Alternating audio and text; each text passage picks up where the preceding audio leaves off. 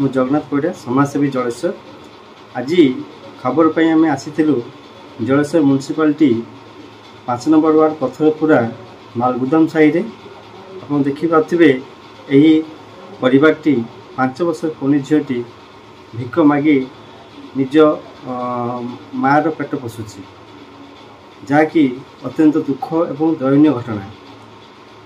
यही घटना को अनेक दिन कष्ट पाइला परे मध्य प्रशासन किंबा कौन प्रतिनिधि सरकारी स्तर आसी एठारे साहाय्य सहयोग करना। ये खबर मेहेरपुर मपुरिया समाज संगठन पाइला परे आमे तांको तुरंत राशन सामग्री खाद्य वस्त्र एवं ए जगह को आमे सफा सुतरा कर देइछु।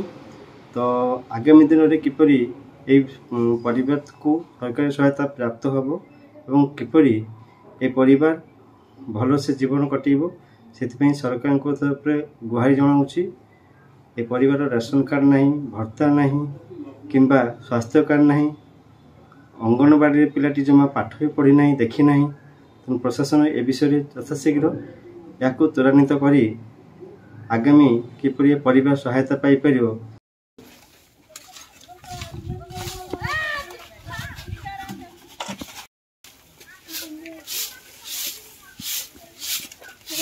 सफा सफा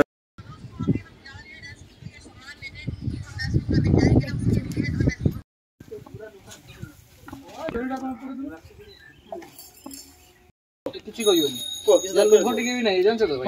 ना ना ना किछि जिंस हां केला ले केला नबो सब हाथ दे